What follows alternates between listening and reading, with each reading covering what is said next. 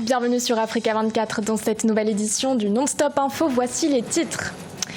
Début de la campagne pour la présidentielle en Tunisie, 26 candidatures ont été retenues. Parmi celles-ci, le Premier ministre Youssef Chahed ou encore l'homme d'affaires Nabil Karoui. Le premier semestre 2019 n'a pas été concluant pour Kenya Airways. La compagnie aérienne a enregistré une perte de 8,56 milliards de shillings kenyans. Et enfin, nous irons au Nigeria à la rencontre de Basil Opkara. À seulement 9 ans, le jeune développeur a déjà conçu plus de 30 jeux vidéo.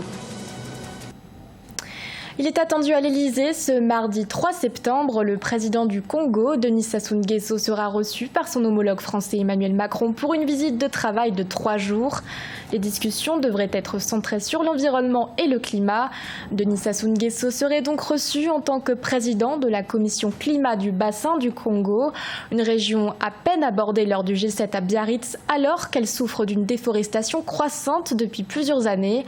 Avec sa superficie de 4 millions de kilomètres carrés, le bassin du Congo est le deuxième poumon écologique du monde. En Tunisie, la campagne pour la présidentielle a officiellement débuté ce lundi. Les candidats vont tenter de convaincre les 7,15 millions d'électeurs. 26 candidatures au total ont été retenues par l'instance en charge des élections. Certains candidats, à l'instar du Premier ministre Youssef Chahed et du patron de Nesma TV Nabil Karoui, font déjà figure de favoris. Solène Duplessis. En Tunisie, 26 candidats s'affronteront pour la présidentielle anticipée du 15 septembre. La liste définitive a été publiée par l'instance supérieure indépendante pour les élections ce samedi 31 août.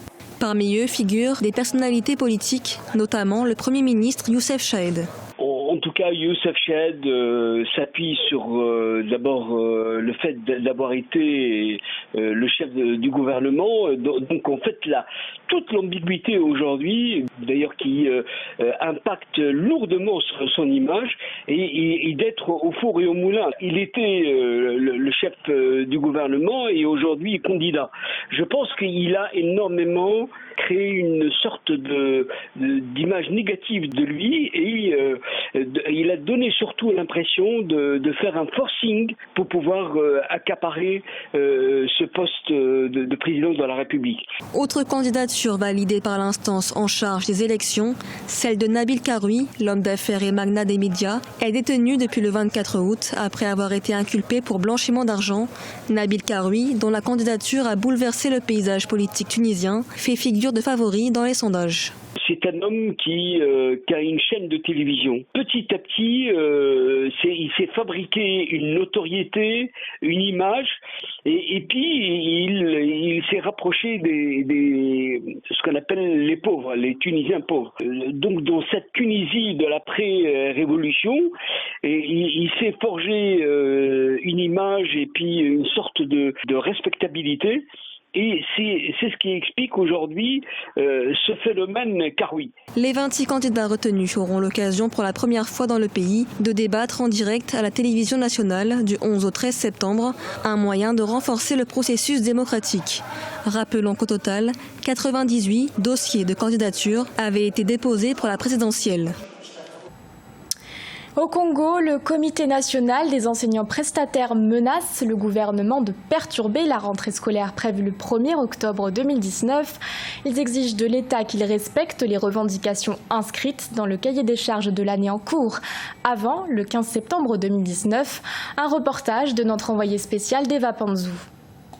Les enseignants prestataires et bénévoles, membres du Comité national des enseignants prestataires, demandent la publication sans condition des textes d'intégration et d'engagement des dossiers en instance à la fonction publique avant le 15 septembre 2019. Le cas échéant, ils se réuniront de nouveau afin de décider un boycott de la rentrée scolaire prévue le 1er octobre 2019. Il y a un tas de dossiers des enseignants qui sont bloqués à la fonction publique depuis 2015. Les enseignants prestataires ne bénéficient d'aucune prise en charge par le gouvernement. Voilà pourquoi nous voulons que le ministre de tutelle puisse signer une note qui les confirme dans les établissements respectifs, que l'État puisse trouver une ligne budgétaire, afin qu'ils soient payés, le fisc même par bourse. Le Comité national des enseignants prestataires demande aussi la publication d'un quota additionnel de recrutement dans les 2 secteurs de l'enseignement. Ils ont menacé de se réunir en vue d'un boycott de la rentrée scolaire si leurs revendications ne sont pas prises en considération.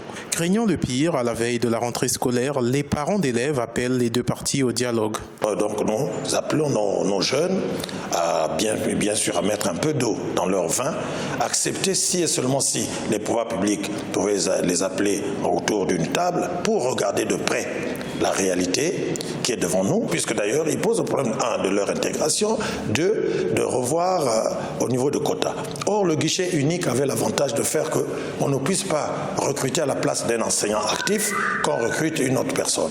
Le comité d'enseignants prestataires a mis en garde tout autre mouvement syndical qui oserait récupérer ces revendications légitimes à des fins politiques. Seuls les ministères de l'enseignement technique et professionnel et celui de l'enseignement primaire et secondaire sont concernés dans ces revendications. Les échanges commerciaux Afrique-Russie ont atteint plus de 20 milliards de dollars en 2018, une hausse de 17,2% par rapport au volume des échanges commerciaux de 2017. Depuis les années 2000, la Russie veut renforcer sa présence sur le continent. Philomentine. Les échanges commerciaux entre les États africains et la Russie ont atteint 20,4 milliards de dollars en 2018, une hausse de 17,2% par rapport au volume des échanges commerciaux de 2017 entre les deux parties. Les exportations russes vers le continent noir ont atteint 17,5 milliards de dollars, tandis que les exportations africaines vers la Russie se sont chiffrées à 2,9 milliards de dollars. Les pays émergents sont de grands consommateurs de matières premières. Or, les pays africains, donc ça, on a des matières premières. Quelque part, il y a un avantage quand même dans cette relation. Les principaux partenaires commerciaux africains de la Russie ont été l'Afrique du Sud, l'Algérie, l'Égypte, le Kenya, la Côte d'Ivoire, le Maroc, le Nigeria, le Soudan, la Tunisie et le Sénégal. Ils ont exporté des produits alimentaires, des matières premières agricoles, des voitures, des équipements, des produits minéraux, entre autres. Presque les mêmes produits en plus des métaux ont été importés par l'Afrique en provenance de la Russie. La Russie n'a pas le potentiel économique et le potentiel financier pour rivaliser avec un pays comme le Japon, la Chine, qui ont des réserves et qui sont aujourd'hui plus en phase avec les besoins des Africains qui sont des besoins d'investissement en termes d'infrastructures. En rappel, les échanges ont atteint 170 milliards de dollars de marchandises entre l'Afrique et la Russie en 2017, soit 8,5 fois plus que les échanges Russie-Afrique de 2018. Depuis 2003, la Russie a investi un montant total des investissements de capitaux de 47 milliards de dollars en Afrique. 8,56 milliards de shillings kenyans, c'est la perte qu'a enregistrée Kenya Airways au premier semestre 2019.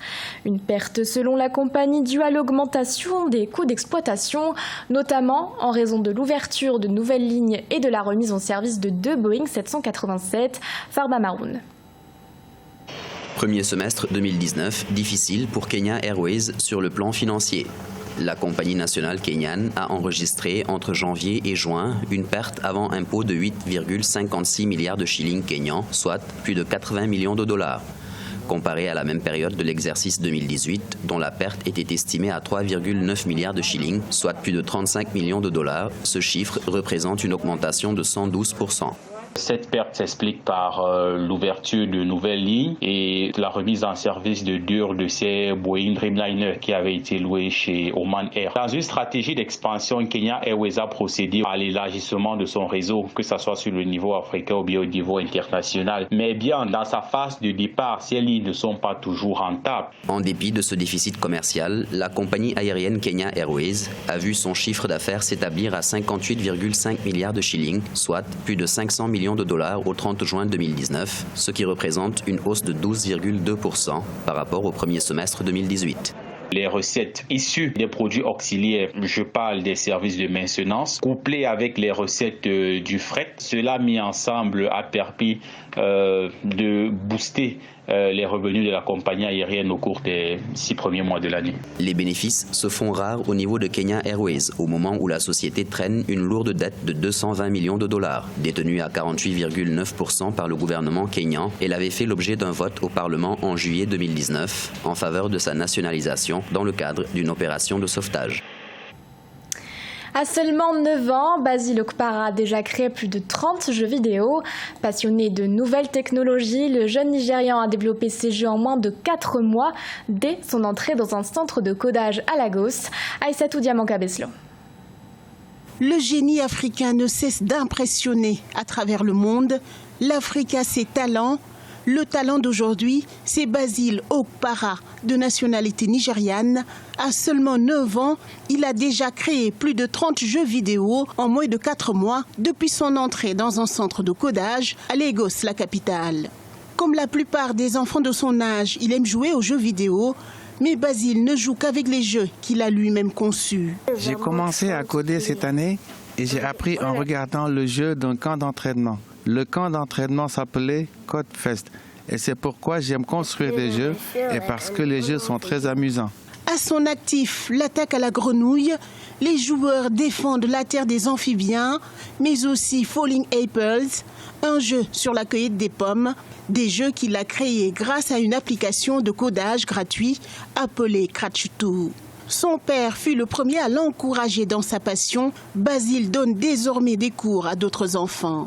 Quand j'ai découvert qu'il s'intéressait à la technologie, j'étais enthousiasmé, conscient du potentiel énorme qui existe dans le secteur des technologies à travers le monde. Vous savez qu'il est très excitant de pouvoir écrire des codes, être capable de créer des objets, de programmer des robots, de programmer quelque chose qui se comporte comme vous le souhaitez. Je n'ai pas eu cette opportunité en grandissant, alors j'ai senti qu'il était important de l'aider à faire ce qu'il veut faire. De plus en plus de jeunes développeurs naissent sur le continent.